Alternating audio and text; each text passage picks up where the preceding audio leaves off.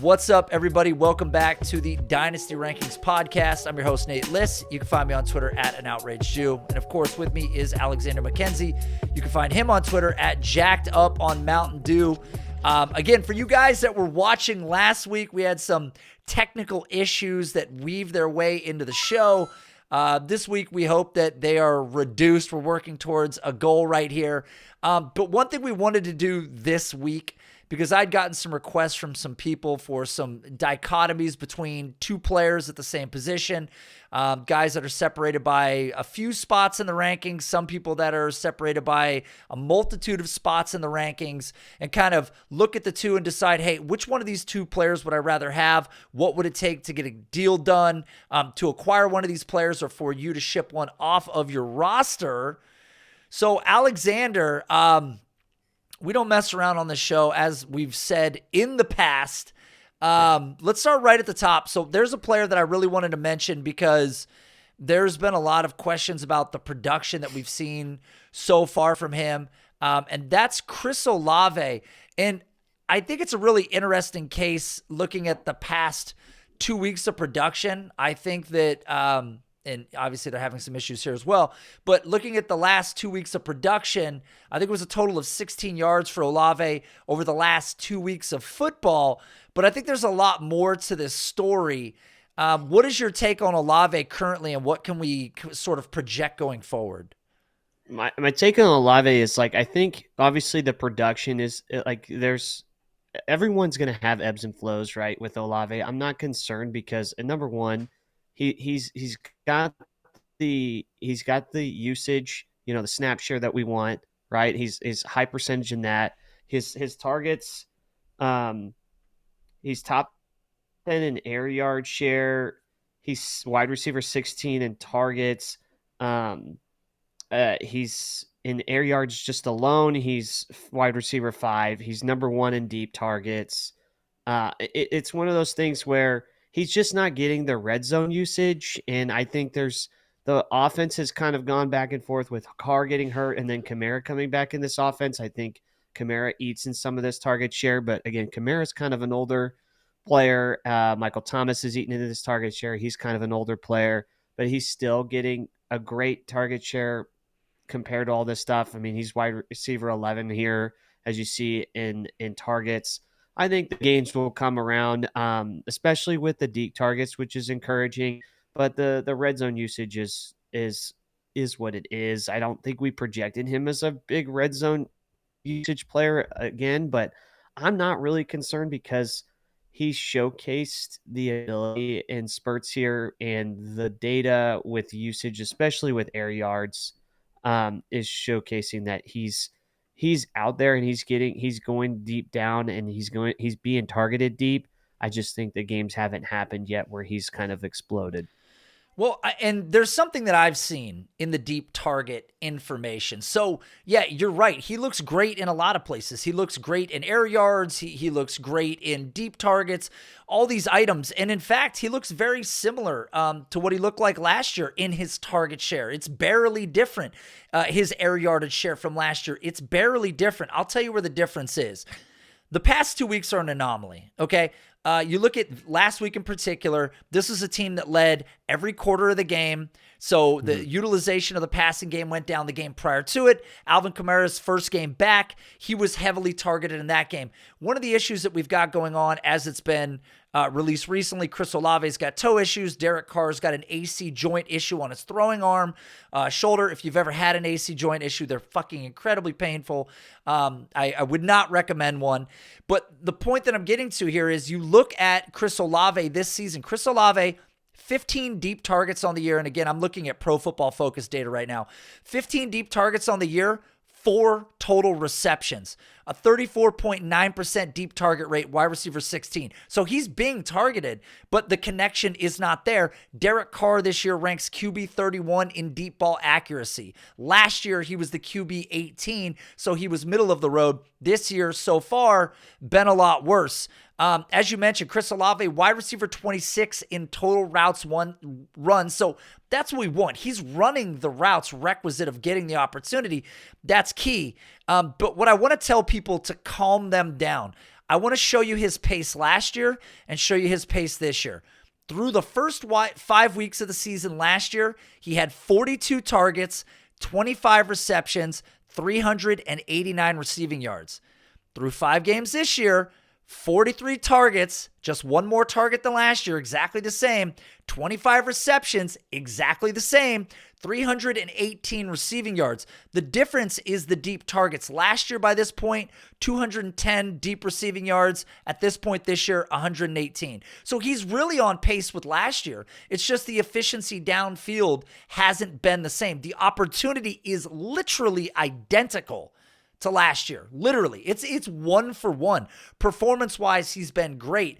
The problem is the connection downfield hasn't been there. He's not great after the catch. He's not a guy that's going to get a lot of red zone looks. So we're hoping that the deep ball, which is truly the hallmark of his game, is there, and it just hasn't been. So with that being said, I'm certainly not worried about him whatsoever. I think right now that there may be somewhat of a discount potentially right now. He's the wide receiver 9, which is really interesting, following behind Waddle, next to Devonta Smith. I would prefer Olave to Devonta Smith, personally speaking, just knowing that Olave is going to have that entire wide receiver group to himself on any given week. Michael Thomas, as you mentioned, has kind of come back to life, but I would prefer Olave in this case. He's right next to Stephon Diggs. So again, really young, blew up as a rookie on the exact same pace as a sophomore. I'm just really not buying into any of the negativity on him.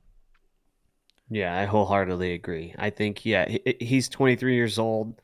He's not even 23 and a half, not even close to 24 yet. And he's got 2 30-year-old players that are eating up in some of his target share. But again, it was a weird game. They were blowing out they're blowing out the Patriots the entire game, which kind of messes up the whole viewpoint of the 5 weeks of this season. So yeah, it's certainly not something that anybody should be overly concerned about at this point in time, especially considering what we saw in year 1. Okay, so Now this is going to be the first of sort of the player v player conversation. So in the rankings, and we'll look right now on Keep Trade Cut, these guys are semi-adjacent or more than semi-adjacent. We're looking at Zay Flowers, wide receiver 20 on Keep Trade Cut, and Jordan Addison, wide receiver 16 on Keep Trade Cut. Now, very interesting. The situation for Jordan Addison has changed immensely over the last 24 hours going forward, and I wanted to talk to you about that. Let's start with Zay Flowers, though, first, because I think Zay Flowers has been very interesting. A player that you and I really, really liked coming into the year. Fits the mold of sort of the archetype, can-do-everything type receiver in the league. I know he's not one of these big players, but he's got the speed. He had the college production. There was a lot of items and boxes that he checked. And not so surprisingly, ends up in Baltimore and does something that essentially no other rookie wide receiver with Lamar Jackson has been able to do, and that's earn targets. Where are you at on Zay Flowers in sort of juxtaposition to Jordan Addison? Well, I mean, Zay Flowers, is like you said, has earned the targets. He's 12th in target share, right? And again, not a lot of rookie wide receivers have done this with Lamar. The problem, I think, with Zay is he only has 4 deep targets, which makes him wide receiver 35. I think the other thing that kind of lowers the whole fact of he's getting targets, but this is a 24th in pass attempts team and 29th in pace. It's one of those situations where they're not throwing a lot in comparison to other teams within the league. But again, he's getting a high target share in this Lamar Jackson offense, and we've seen players and he's number 1 in route participation. And we've seen other players like Marquise Brown who've done really well in this offense and score a lot of points. I think he's just the touchdowns are not there. He's wide receiver 23 in red zone targets. I just think we'll see more games where he's that target share. The usage is where we want to see it. The games, the big games are coming, and I think he's going to have one of these explosive games going forward because he's projecting as the number 1 target in this offense, right next to Mark Andrews. So I want to bring this up before I dive into this. I did lead in with what he has done with Lamar Jackson. So This right here on StatMuse, great website, by the way, if you've never used it. Since Lamar Jackson came into the league, which started about this point right here with Marquise Brown, there were 9 games where Lamar Jackson and Marquise Brown linked up for more than 10 targets. So that's what this search is. He had 7 in one season. Rashad Bateman shows up on this list one time as a wide receiver that had over 10 targets with Baltimore, but he did with Huntley, not with Lamar Jackson. So Zay Flowers, in 3 of his 5 games, has 2 games with 10 and 1 with 11. This is unreal to have done with this team, all things considered. Now, PFF says that he has 8 deep targets. That's a pretty wide discrepancy, all things considered. The one thing that I wanted to talk about is, so he's got a 20.5% deep target rate in the NFL this year, 8 deep targets for 144 receiving yards.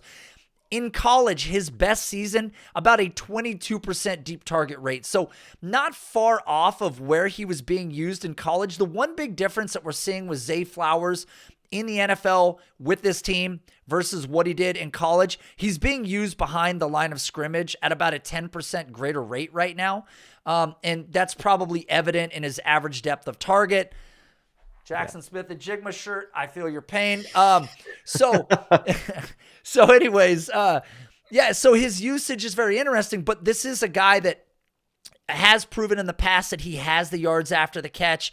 He can bring that to the table. But more interestingly, when I look at him, he's a guy that's been solid after the catch this year. He's been a great target separator this year. His EPA has been incredibly high this year. And as a route runner, he's been a winner this season.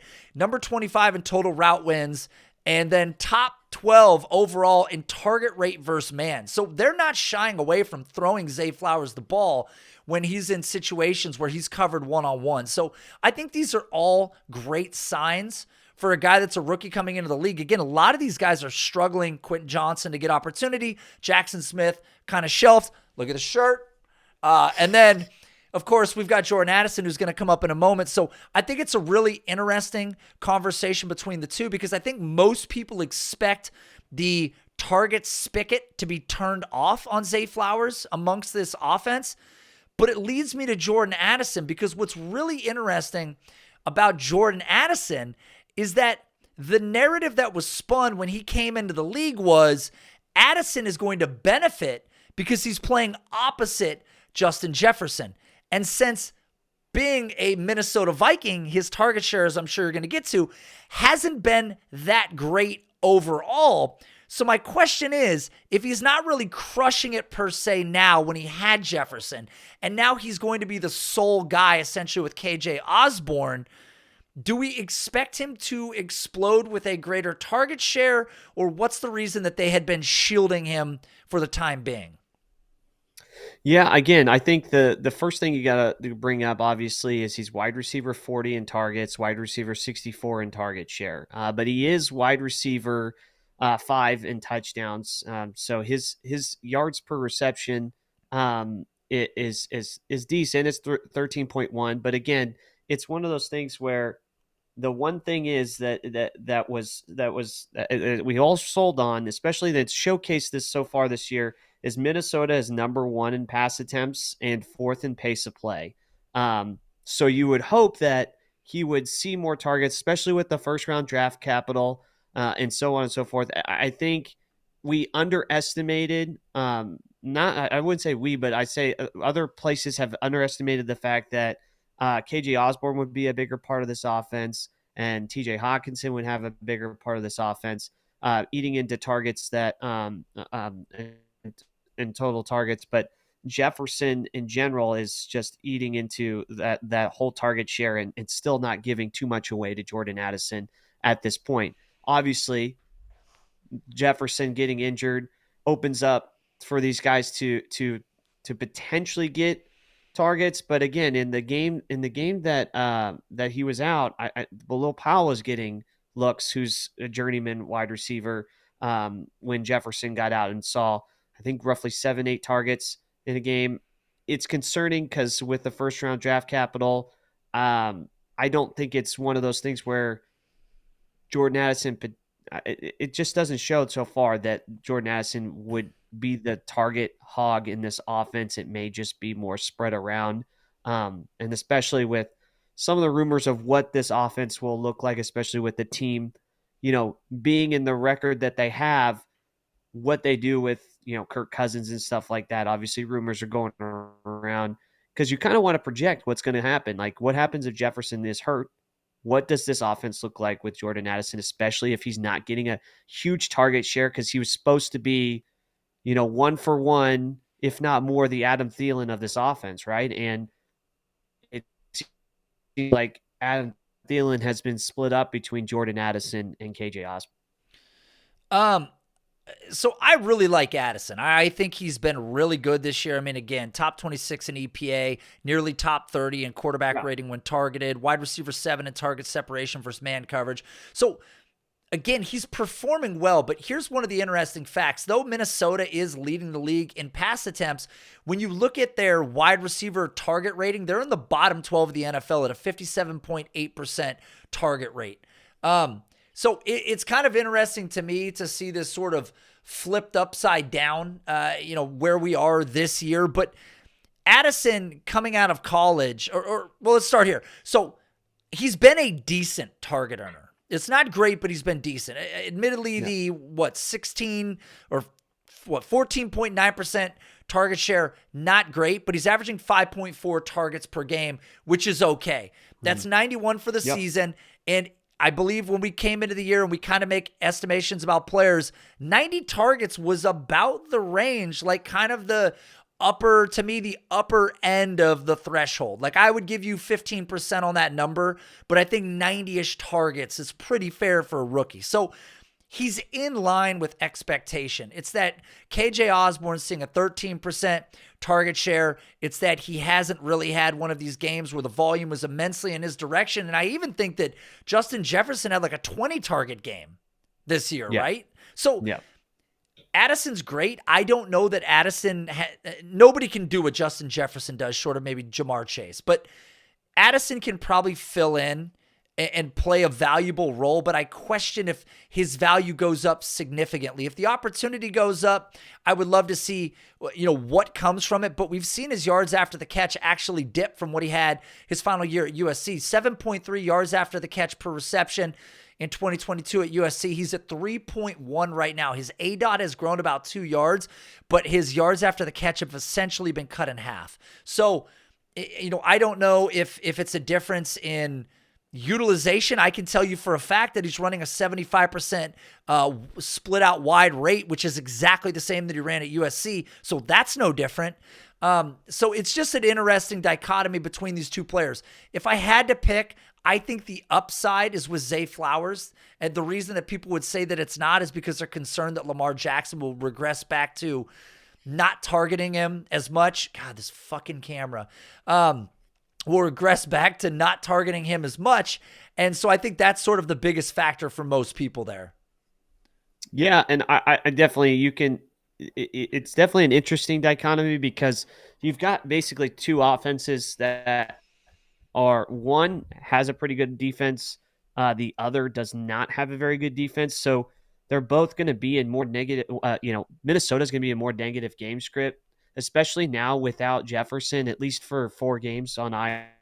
Addison could potentially, get some more targets and get more usage in this offense, especially if they're going to still be, again, in these games where they're trying to play catch up. It's very interesting. Again, I think Zay Flowers is definitely the target earner, and I'd like to follow the targets, and he's got a great target share. So I agree with you, Zay Flowers. But again, I think there's an opportunity for Jordan Addison to kind of close the gap between the two. Sure. Because of the pace of play and because of the pass attempts that the team has. And with Jefferson gone, that obviously it's wide receiver is low, but if Jordan Addison takes that, lead target hog position in that offense with Jefferson out, the upside is through the roof as well, if they continue to have Kirk there. That's really the key, right? If they continue to have Kirk there, that's a pretty important factor over the past couple years. Okay. The next one, this is interesting. I ran a poll on Twitter, and it was like 80% in favor for the other players. So dichotomy for you here. Another group of wide receivers. Let's just pull them up on Keep Trade Cut. DK Metcalf, wide receiver 14 overall. Nico Collins, wide receiver 23 overall. It's very interesting because I feel like there's a lot of what was at play with the Zay Flowers analysis. When are they going to pull the carpet out from under me? The Nico Collins thing is, it's very likely that Nico Collins is just flourishing because he finally has a quarterback with any competency. Because we've seen flashes from him in the past, but the opportunity didn't look like it does now. So for the people that voted for DK Metcalf and not Nico Collins, would you say that the bigger reason is because you're concerned that he's sort of going to regress back to maybe the player that we saw before? What's your take? Let's start with Nico Collins when looking at him versus DK Metcalf. Well, again, like Nico Collins as a player by himself, wasn't really producing. So I think the risk is, again, everyone's concerned that he goes back to the player he was early on in his career before CJ Stroud came. You look at the last 2 years, six fantasy points per game, 9.7 fantasy points per game. He is getting better, but he jumps to 17.9 right now with CJ Stroud. But I mean, his team, he's wide receiver 1 in yards after catch right now. And he's wide receiver 11 in yards per reception.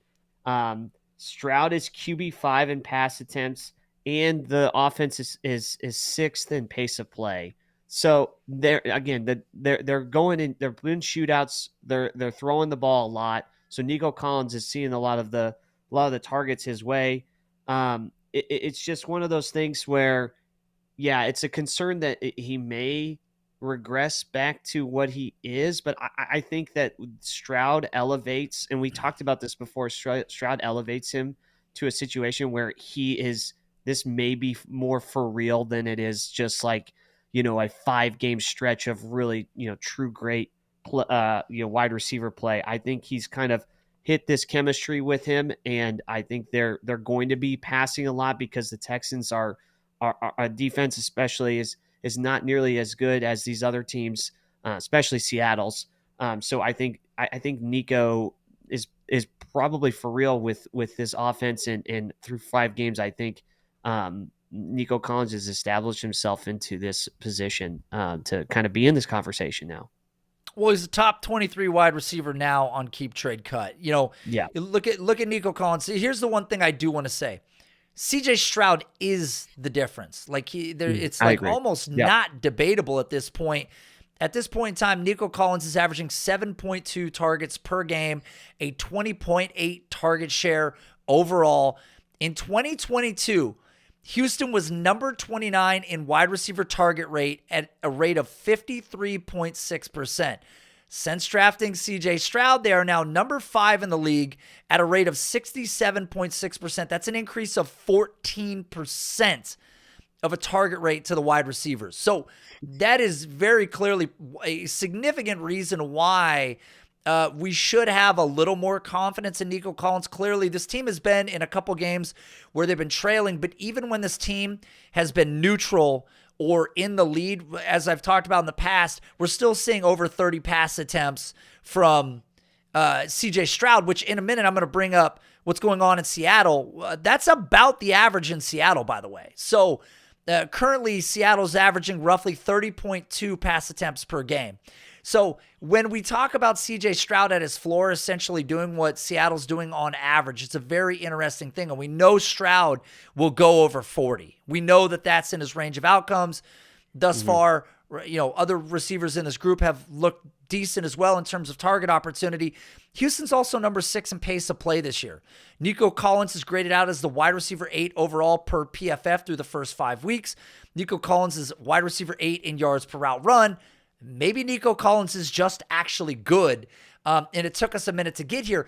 But this is the clear case where people are not necessarily buying in on Nico Collins because they feel like this is maybe a mirage. This wasn't the player we saw 2 years prior. They're also thinking, okay, maybe the NFL or maybe the Houston Texans move on from him.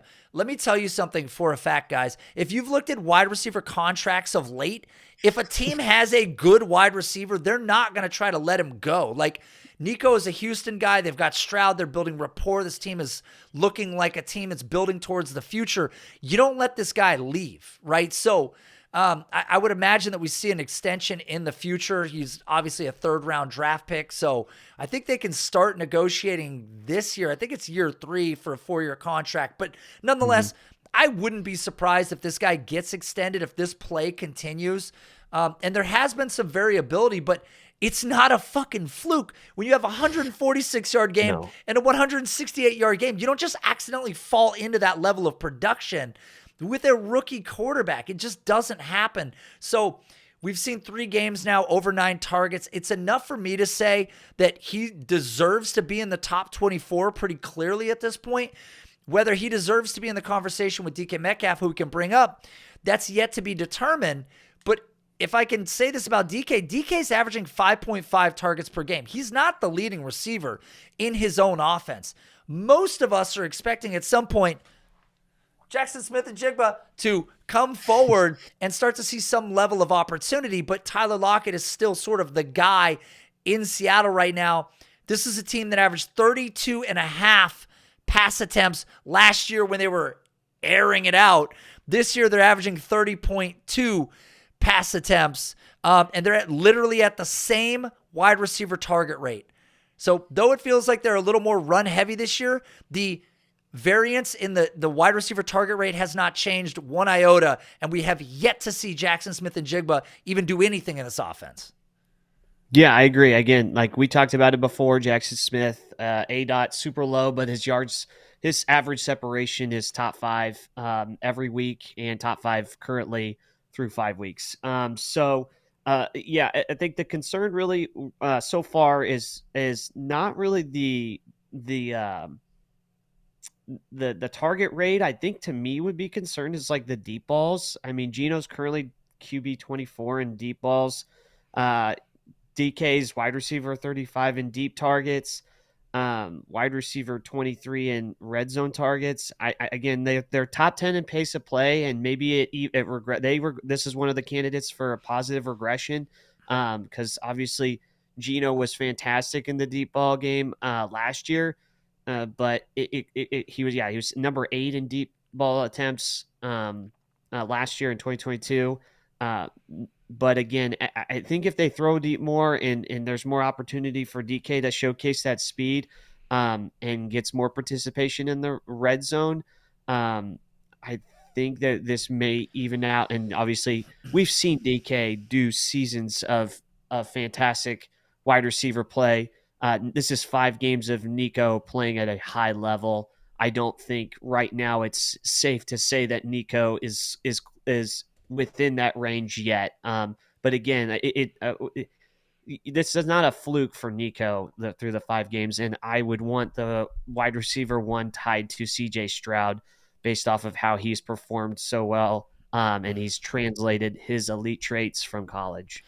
It's better to be early than late. And let me say this. So, because you're saying exactly what I imagine most people that are listening to the show are going to say. Like, well, Nico Collins didn't do it before, and now he's doing it now. And it's like, I don't know if it's for real. And because DK Metcalf averaged 8.3 targets per game last year, it's like, well, we've seen it, so it's probably a fluke going the other way. Yet nobody mentions that Geno Smith is an absolute fluke. Like, maybe Geno Smith, again, who, by the way, when we look at his deep ball passing grade right now on PFF, Geno Smith is ranked as the wide receiver or quarterback 30 overall in deep ball grade. So maybe Geno Smith is the guy that's regressing back to the mean, which, by the way, would be really, really bad.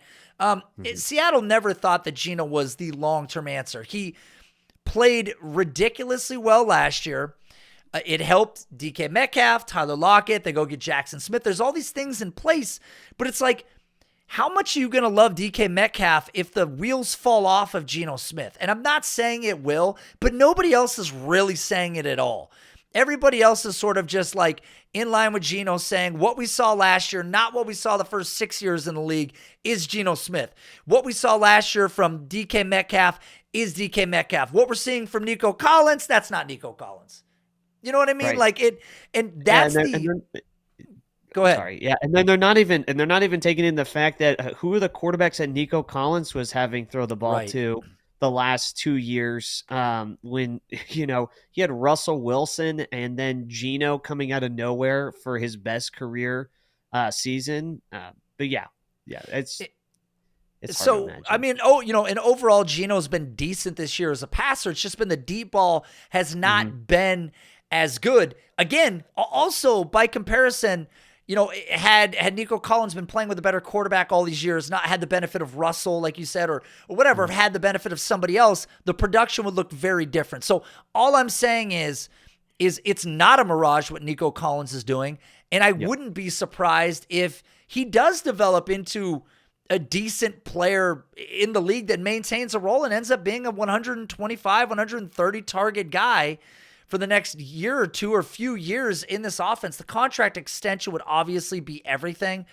but there's no way you can say what he's done so far is a fluke. It's just absolutely impossible, and CJ Stroud, I believe, is the big difference maker. So if you have DK Metcalf, what would it take you to move off of him for Nico Collins? If somebody offered you what would be an early 2024 second, is that enough for you to move off DK?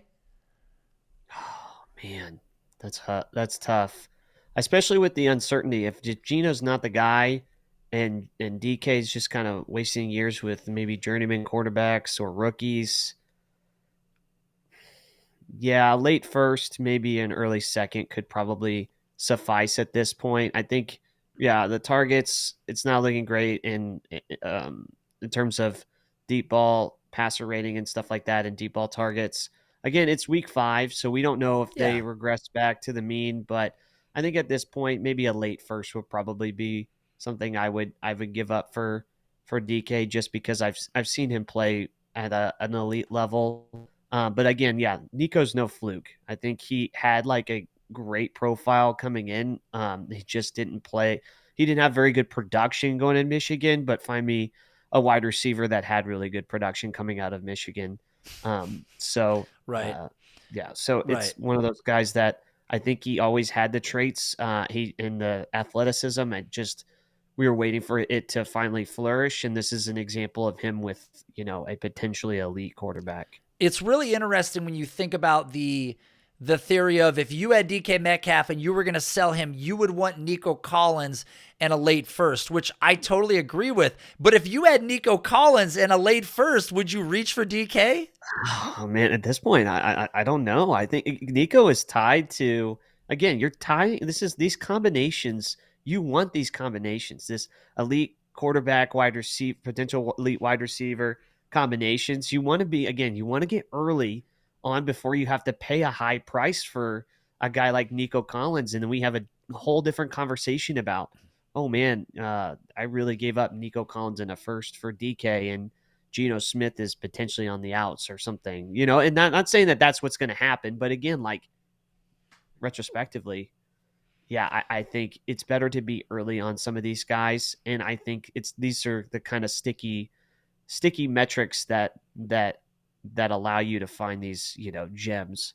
Yeah. And Geno's been fine, but anybody who's listening to this, like, oh, you got to be kidding me. Geno's amazing. It's like, come on, go look at his body of work before 2022. Okay. Stop it. Just stop it. Don't let's not sit here for one extra minute and pretend like he couldn't regress back to the Geno Smith that couldn't hack it literally anywhere else prior to this. All right. Yeah. So that was Nico Collins, DK Metcalf. The next one I want to get into is sort of the first group of running backs, or maybe the first and only set of running backs that we're going to talk about amongst this group. But I actually think when I was looking at these guys, this was a very, very interesting combination of players, especially considering where one of them has sort of had a resurgence in his career so far. So that is DeAndre Swift and Jahmyr Gibbs. Currently, DeAndre Swift is playing out of his mind. Doesn't look anything like the player that Detroit sort of left by the wayside and wouldn't give the opportunity to. Between these two players, let's start with DeAndre Swift, but between these two, I'm curious what your thoughts are. Well, I think, number one, I got to say, Detroit, why'd you trade DeAndre Swift? That's what I got to say, number one. Right. Because you drafted, a player that has a similar skill set, but, 12 pounds lighter. But DeAndre Swift in the Philadelphia Eagles, again, we talked about this. What was going on? Why is Kenneth Gainwell stealing touches? DeAndre Swift is playing like the player we all hoped him to be, and now he's in one of the best situations behind the number 3 run blocking unit in the NFL, one of the best offensive lines in the NFL, with Jalen Hurts with the read option, open up and freezing linebackers.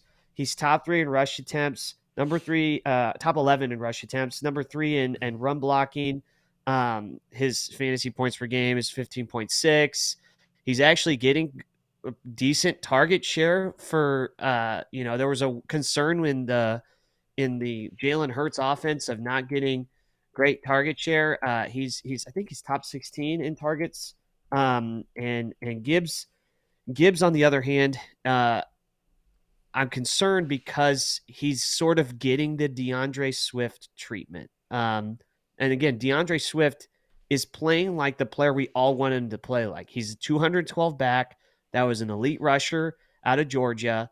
And he's got his snap share is only going to go up. His team, look at it, number 1 in run plays per game, top 10 in carries, top 16 in targets, red zone touches 13. Obviously, there was a concern about some stealing some touchdowns, but a team with an elite defense that's going to put them in favorable situations is going to have more opportunities to score. So I think Swift is in a fantastic position, and I think if everything goes right for the rest of the season, it's probably going to be one of those extensions, and this is going to be one of those that elite backfield that you're going to want to be a part of for a long time, because he's still a young player, not even 25 years old.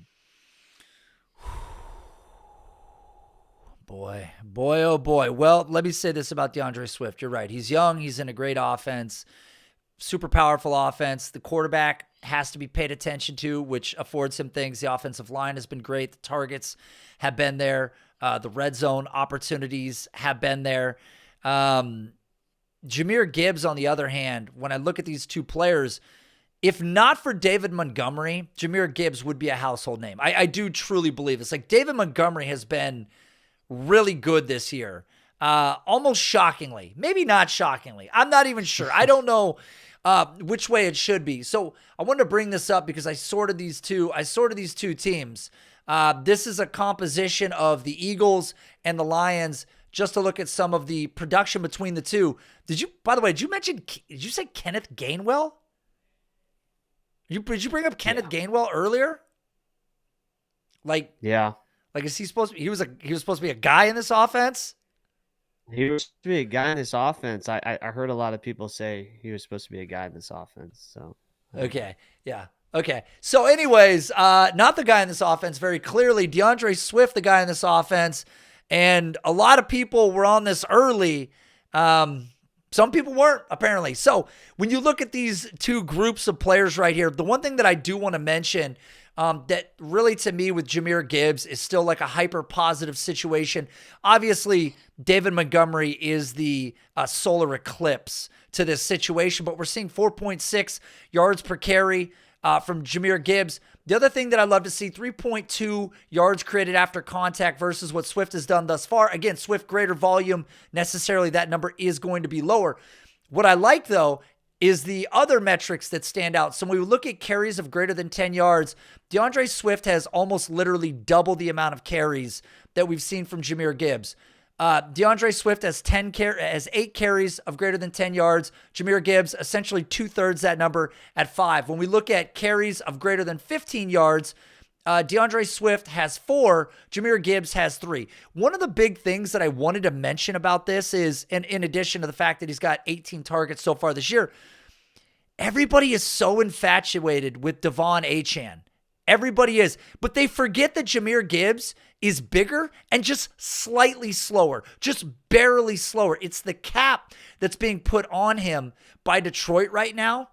But the fact that people forget that he looks so much like him player for player, he didn't produce in the same way that Achane did in an SEC school because he didn't get the rushing workload in the same sense, but they have a very similar level of upside. They're both very dynamic pass catchers. Jahmyr Gibbs is the better pass catcher, in my opinion. But player for player, there's a lot of similarity there. And I look at them currently on Keep Trade Cut, and I've watched Jahmyr Gibbs sort of continue to slide a little bit. He was the RB2, RB3 when you and I had started the season. I remember talking about this. Now we're seeing him as low as the RB8 and trending towards Tony Pollard, who's almost 27 on a one-year deal. That's shocking to me.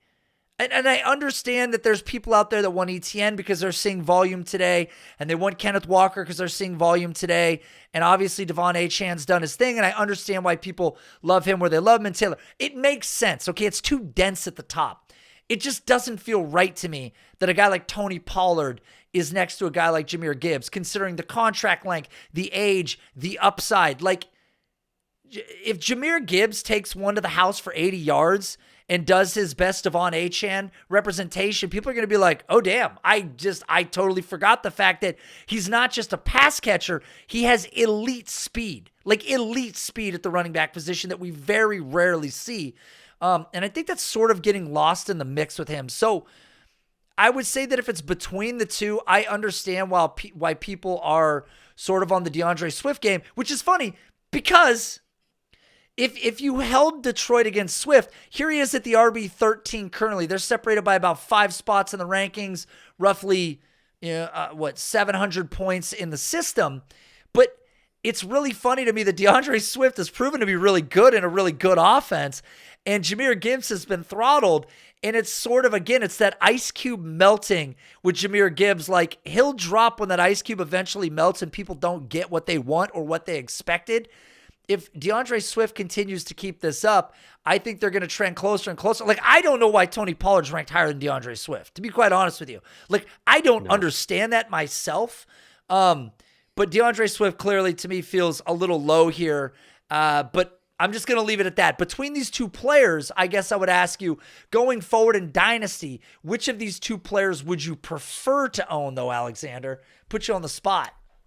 I would prefer to own DeAndre Swift. I catered in that fantastic Eagles offense, a top 5 offensive line. He's being used heavily. Obviously, you can't predict injuries, and he's had injuries in the past, so you're not really predicting that. But if I had in a vacuum, no injuries, DeAndre Swift, I'm just concerned really, like this team, the Lions are playing really well, right? And David Montgomery is signed a 3-year deal. And obviously there's a 5th-year option for Gibbs, but that's like 3 years of Gibbs' first-round contract. And we saw what the Lions did to Swift. And Swift has roughly the same talent level as Gibbs. Obviously, he's not nearly as fast, but he's an elite rusher. I'm concerned that, and I think that's what a lot of people are probably too now at this point, that they're concerned that Gibbs is going to get the DeAndre Swift treatment, whether or not it's David Montgomery, whether it's not it's unknown named veteran running back coming in and being signed, that they're always going to limit the carries. And that's why that's the confusion. And I think I'm super confused why, Detroit decided to trade Swift and then draft Gibbs with the 12th overall pick, if not to use him in the workhorse role that we all love David Montgomery to be playing in right now, and in top 5 in carries, 4th in carries. And he's at least 11th in targets, like you said. But again, I got to go with Swift in this offense. I'm just concerned really that I'm not concerned about the talent level of Gibbs. I never thought that he didn't have the talent. I was always concerned about how he's very similar to Swift in his traits, that Detroit would do the same thing that they did to Swift. That kind of feels like helmet scouting, though. Like, oh, that guy's from USC is going to be a bad receiver. Or Or you start dating a girl and her boyfriend was a cheater. Now you get the cheater tag held against you. It's like, I don't cheat. Sure. I'm No, that makes faithful, sense. baby. I don't cheat. But it's the thing that's getting held against him. Now, again, the David Yeah. Montgomery thing, the contract stuff, like that's all valid. So here's a question for you then.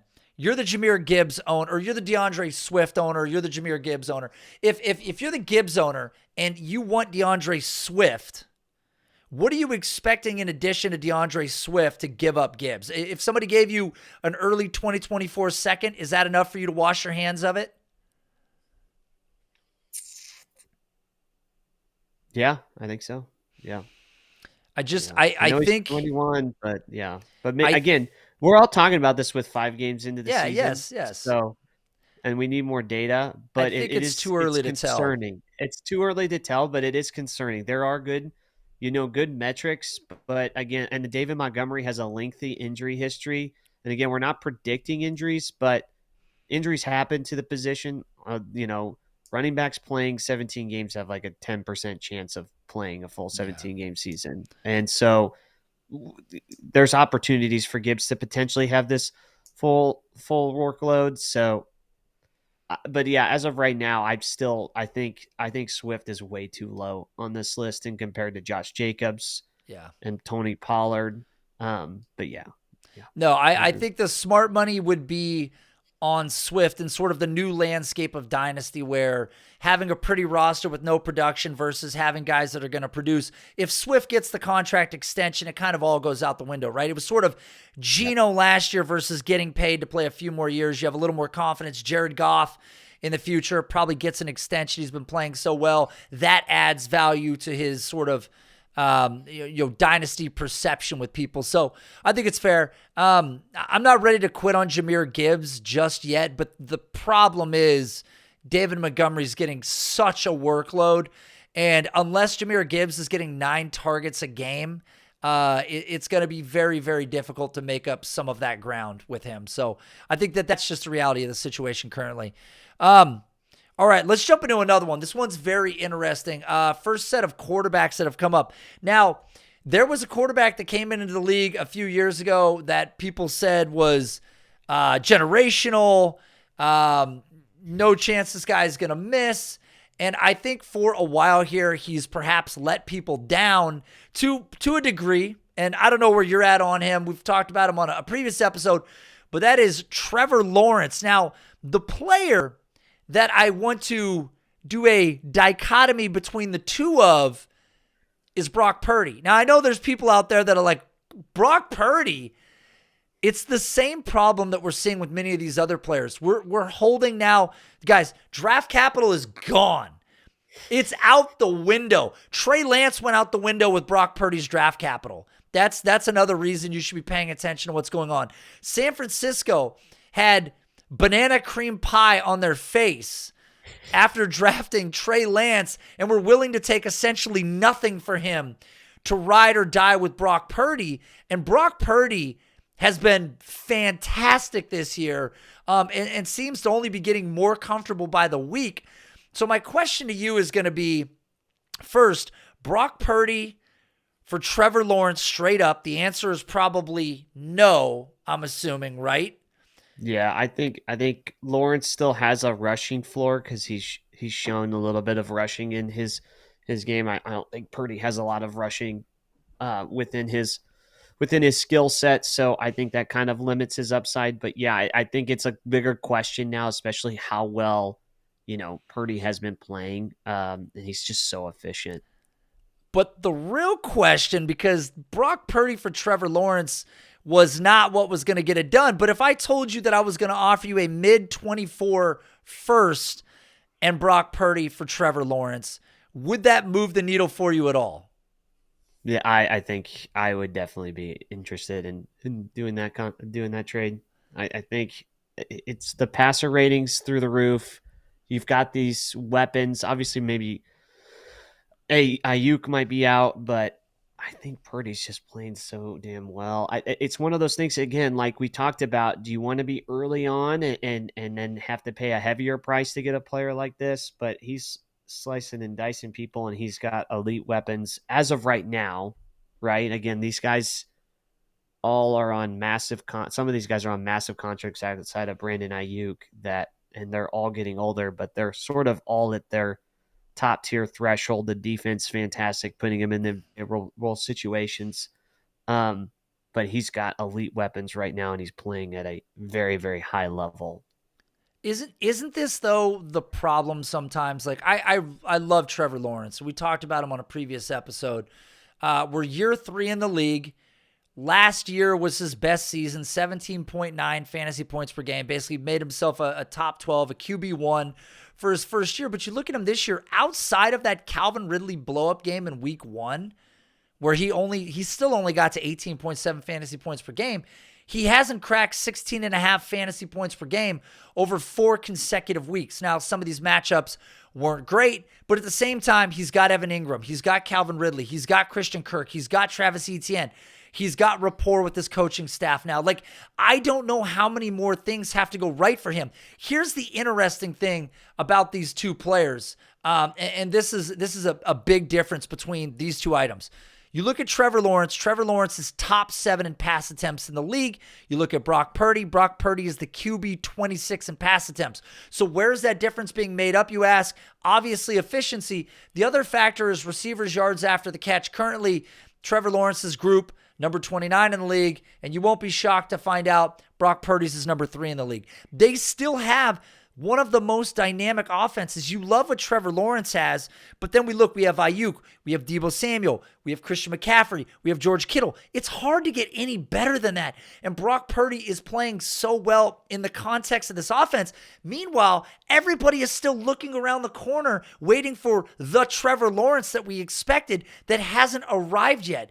I'm not saying that he's not going to, because historically quarterbacks do evolve at times at a slower rate.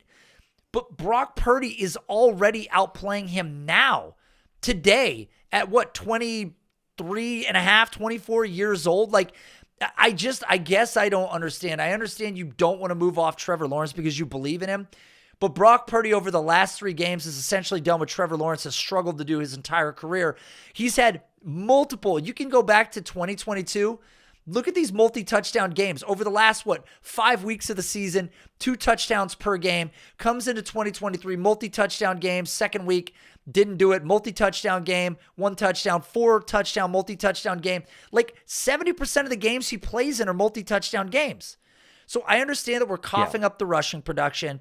I understand that we're coughing up the dream of the great Trevor Lawrence ascension, breaking through, being the greatest quarterback in the league. But I don't know when that happens. I don't know when we get there, and Brock Purdy's here today. So if you're getting a 2024 first and you're getting Brock Purdy, that is a really, really hard deal for me to pass on. I agree. Again, and like, again, as you said, that it could take a longer time for Lawrence to hit, but I think going into it, when you drafted Trevor Lawrence in a Superflex draft, you were expecting him to, and everyone told us, especially all the scouts, based off of what he had done in college, his production, his athleticism, you thought he was the next Andrew Luck and that he would just take the NFL by storm and be this crazy efficient. I think Purdy and a first-round pick can most definitely make up for the rushing yards that Purdy does not produce that Lawrence does. And again, he's just way too efficient. It's number 1 in average completed air yards. He's one of the he's got one of the best weapons. And again, it's talked about like what we talked about with other players that have these weapons that are yak monsters. He's tied to these yak monsters where he can put them all out in space and make up for it. It's like kind of one of those things that, like, would you rather have DeAndre Swift, or would you rather have DeAndre Swift, who now is in the situation, who's got an elite supporting cast to help them utilize their skill set? Or would you rather have somebody that sort of is maybe struggling to, showcase their talent, sort of like Jahmyr Gibbs, but has the raw prospect profile and the great, draft capital and stuff like that, but Purdy's playing at a way higher level than Lawrence. And Brock Purdy, wasn't Arizona chewing up and spitting out teams for a while there, like playing really well. Brock Purdy had a 95% completion percentage against this team. He was 20 of 21 passing for 21 pass attempts equated to 283 yards.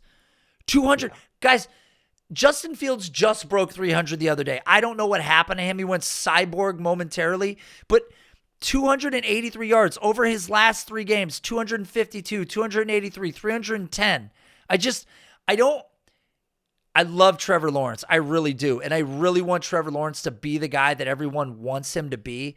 But I think when these opportunities reveal themselves, I don't know that you're going to get a first. I brought that up in sort of hypothesis or scenario here. If you could get a late 24 first and Brock Purdy for Trevor Lawrence, or if you could pull something off, I don't even know if I had Brock Purdy. Again, I'm not sure I want to give up the additional asset to move into Trevor Lawrence, because at this point, it's too many consecutive games of solid production to say it's a mirage. It won't persist. Right. This offense is too good, too creative. The defense is too good. Like, situationally, he doesn't have to be really fearful of going out there and making mistakes. And by the way, he's really not making any mistakes either.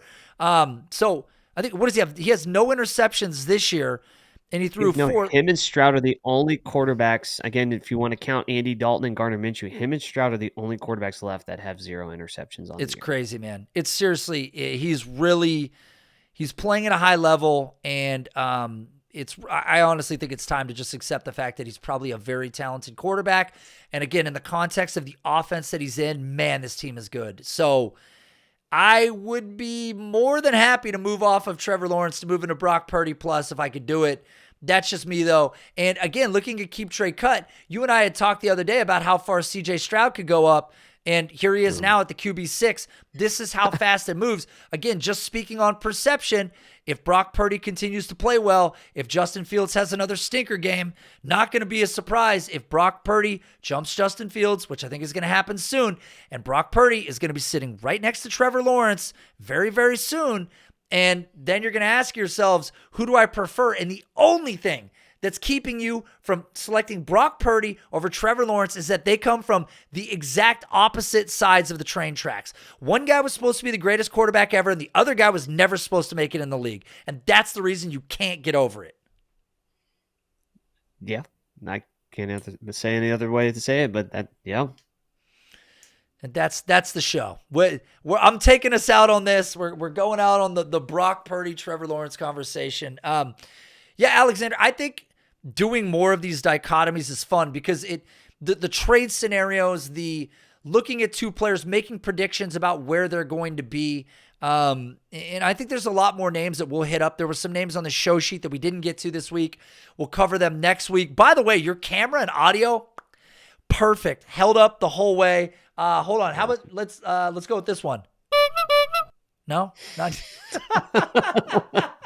One of the absolute most ridiculous sounds. I mean, it makes everybody smile. So anyways, guys, if you're watching this on YouTube, make sure you hit like before you go. Comment below on players that we missed, things that you like, things that you disagree with. And of course, if you enjoyed the content that you guys saw today, make sure to hit the subscribe button before you leave. In the description below, you guys will find a link to the Discord channel. Come join that growing Discord server. It's a lot of fun, a lot of great members. We have trade channels. We have ongoing dynasty discussions. We have card channels. We have God knows what over there. They're running wild. I can't keep track of everything. Obviously, go to dynastyrankings.com, put in your email. We're getting really close. We're getting some new applications back that we're going to be putting into use very soon, which we're also going to weave into this show, which will be very exciting, something that we can share with you guys. And of course, if you're on Spotify, if you're on iTunes, make sure you rate and review the show. Give us 5 stars. By the way, I got a review the other week, and I got to bring this up because I really did feel like I did better today. It was funny. I'm going to have a little confessional here at the end. I told Alexander about 2 weeks ago, I go, do you think that I was swearing too much on that episode? And you were like, well, man, I don't know, but I think it's authentic and I think people will like it, whatever. I actually thought about it when the episode was over, and it really stuck with me. And it was really funny and ironic because I showed Alexander, we got a review on Spotify the other day, and essentially the guy said the show is great, but they swear too much. and you can't listen to it in the car or at work or with your friend or with kids or whatever. I get it. So this episode, I cussed 3 times. I kept track. I had a running counter in my head, and I was like, you know what? I'm going to try to do a cleaner episode. I can't help what slips out. It's just in my nature. But I do recognize the fact and believe that maybe there was too much on previous episodes. So trying to clean that up a little bit. Guys, this show will never be safe for work 100%, but I can assure you that it'll be better than 30% safe for work going forward. So I'm going to work on that. Anyways, everybody, thank you for checking out the show. I thought this one was really good. We will see you guys next week with obviously more subjects as we lean into week 6, get through some of these bye weeks, and talk about some more of these dynasty movers after that. So we'll see you guys then.